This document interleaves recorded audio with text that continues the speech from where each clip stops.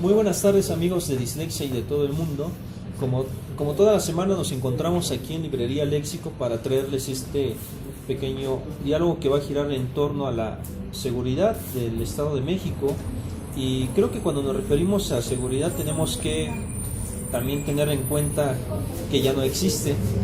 Exacto. Y que en lugar de seguridad tendríamos que hablar de inseguridad. Inseguridad en el Estado de México. Lamentablemente así es.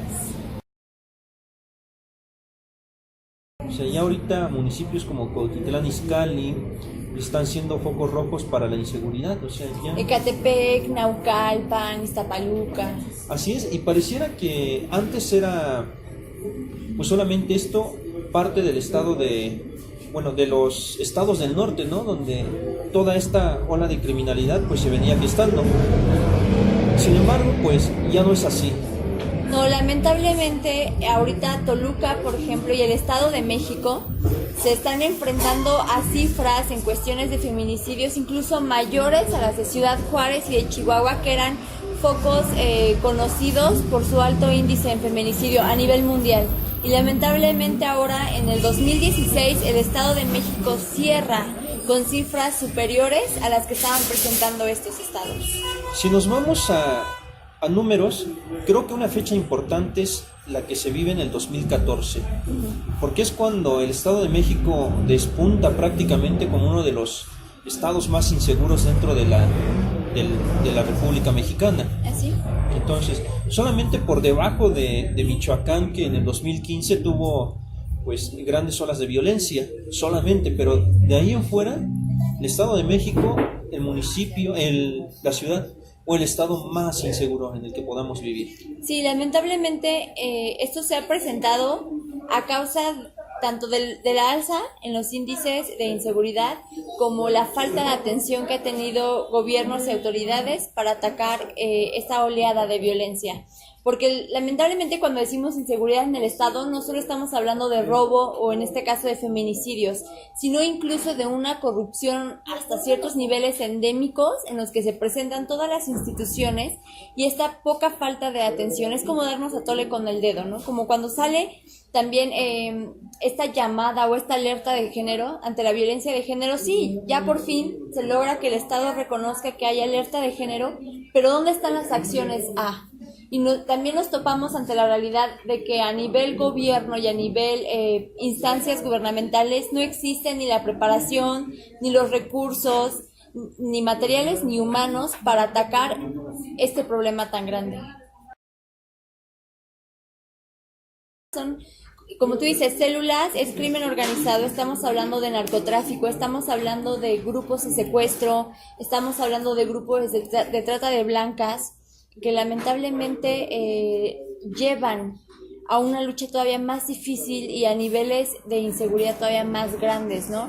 Y la victimización de las personas se vuelve todavía mayor. Los índices crecen y crecen porque no es lo mismo atacar a un delincuente solo que se metía a la casa del vecino a robarle, que atacar a todo un grupo que está obviamente coludido con otro tipo de esferas, ¿no? Y de delincuentes. En este caso, ¿qué es lo que ha hecho el Estado para frenar todo esto? Híjoles, yo desde mi perspectiva no he hecho nada. Sí tenemos, como dicen, la alerta de género, que costó mucho trabajo que el Estado de México emitiera esta alerta y reconociera el grado tan alto de mujeres asesinadas, pero no hace otra cosa. No hay todavía mesas de diálogo con resultados significativos. No hay atención de seguridad hacia las mujeres. A veces, tú como mujer en el Estado de México, salir a la calle y a trabajar todos los días es una lucha de vida, porque no sabes si vas a regresar o no. ¿Y cuántas notas no vemos en las redes sociales o en el periódico de mujeres desaparecidas? Y te preguntas, ¿dónde está? O sea, ¿dónde está la seguridad? ¿Dónde está el procurador de justicia? ¿Dónde está nuestro gobernador? ¿Dónde está la policía?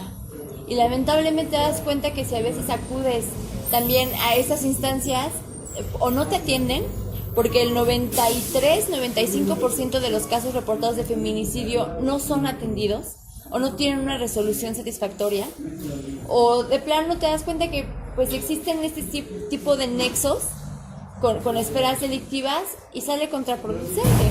Entonces nuestras mujeres siguen desaparecidas y nosotros estamos en riesgo todos los días de ser una más de la lista, ¿no? Y eso es muy, muy cierto. De todo el número que se denuncia, muy pocos reciben atención. Así es. Y sobre todo la atención que debería de prestársele, ¿no? Porque esta alerta de género, pues no... Híjoles, es que es absurdo cómo funciona. Porque hasta que la víctima no haya sido golpeada o prácticamente haya sido su integridad física puesta en riesgo, no se hace nada.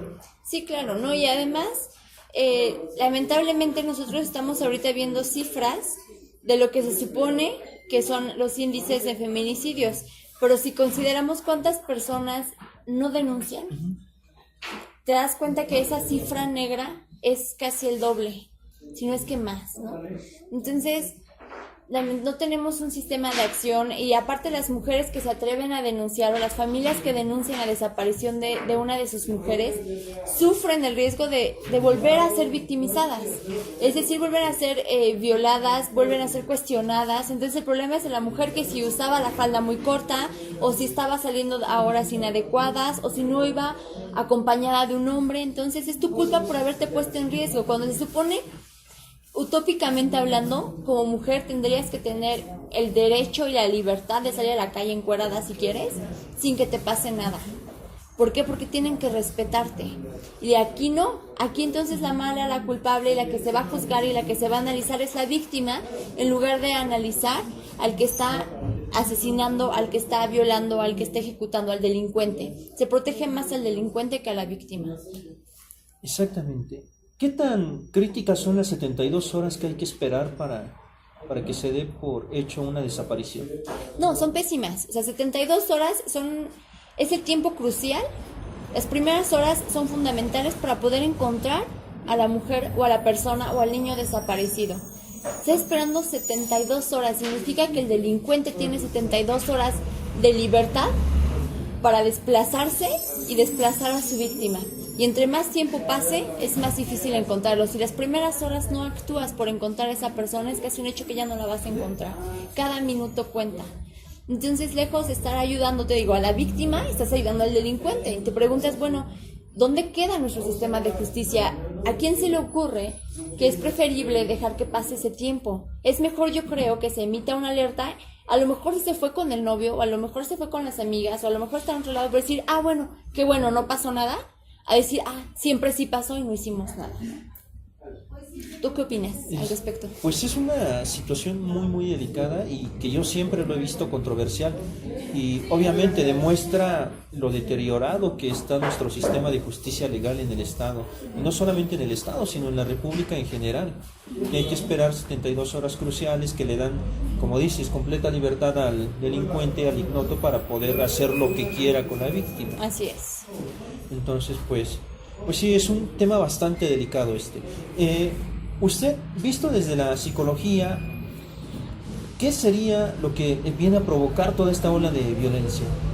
Pues además de un círculo completo de terror y de dolor dentro de los habitantes, la mujer, y bueno, yo creo que los ciudadanos en general, comienzas a limitarte más, empiezas a tener menos libertades para salir, para hacer las cosas que tengas que hacer. Psicológicamente es un daño y es una carga que llevas contigo todo el tiempo, de saber que en cualquier momento puedes desaparecer o puedes desaparecer a alguien que amas.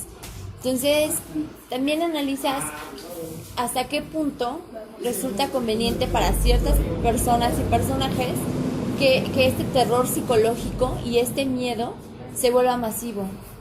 Porque si todo el mundo tiene ya miedo de salir a la calle, si todo el mundo vive como más, no sé, como asustado, como al pendiente de lo que está pasando, pues entonces ese nivel de estrés te permite pues manejar un poco más a las masas, ¿no? Entonces, si lo vemos también socialmente, te lleva a preguntarte, ¿no? ¿Qué tanto está haciendo el gobierno? Y no porque no pueda, sino porque quiera hacerlo. Sí, volvemos a lo mismo, una condición delicada. Y se tocan puntos muy críticos ahí, como la situación del gobierno y todo lo que está detrás de eso, ¿no? Así es. Poner en tela de juicio un tema tan delicado como lo es la violencia, los feminicidios, es poner en tela de juicio también el papel de las instancias gubernamentales, De toda la sociedad, de ¿no? toda la sociedad. Así. ¿Qué están haciendo los ciudadanos para frenar esta oleada de violencia? ¿Qué están haciendo nuestras autoridades? ¿Qué están haciendo nuestro poder judicial? ¿Qué están haciendo las instancias de observación? ¿Dónde quedamos todos como sociedad al saber que estamos en un detrimento terrible y estamos como pasmados, ¿no? Esperando que alguien más lo resuelva. ¿Y qué nos toca a nosotros hacer? Así es. Es un tema punto y aparte la condición jurídica en el Estado. Así es. Leí en un artículo hace pocos días que las cárceles o los penales están más llenos de pobres que de peligrosos. Sin lugar a dudas, sin lugar a dudas. Al final, y digo, no es secreto, lo sabe a lo ancho y largo del país, que en este México, lamentablemente, el que tiene recursos sale de la cárcel. El que no tiene cómo defenderse, inocente o culpable, permanece en ella. Y lo que debería de ser que no eres culpable hasta que se te demuestre lo contrario, eres Culpable hasta que tengas dinero para demostrar lo contrario. Así es. Bueno, pues ya para terminar, un último punto, maestra, que desee tocar. Pues no creo que sería como prudente tal vez hacer como otra charla, porque sí es un tema muy extenso y muy complicado, y solo recomendar a las personas pues que tenemos que nosotros que cuidarnos unos a otros, ¿no? Y hay que procurar inculcarle a nuestras niñas, inculcarle a nuestros niños, a las personas, uno, el respeto hacia el otro y el cuidado hacia sí mismo. Así es, el cuidado hacia sí mismo como principal camino. Claro. Bueno, pues nos estamos despidiendo, no sin antes pues recordarles nuestras páginas, por favor. Claro que sí, nos pueden encontrar en Facebook o en Twitter como Dislexia Mundial, en YouTube también como Dislexia Mundial, para que puedan estar checando todos estos videos que estamos subiendo cada semana. Así es. Asimismo, agradecemos a la librería Léxico que nos abre sus puertas todas las semanas. Así para es. que les podamos llevar estos mensajes. Y a nuestra querida patrocinadora Azalia Ramírez, especialista en medicina tradicional china y acupuntura. Asimismo, pues recordarles que sigan la página de Macondo, que tiene grandes sorpresas. Sí, claro que sí, denle ahí su super like, es una página y todo un proyecto dedicado a la difusión cultural y artística en el país, así que inscríbanse, es completamente gratuito y es como una sección amarilla de los artistas.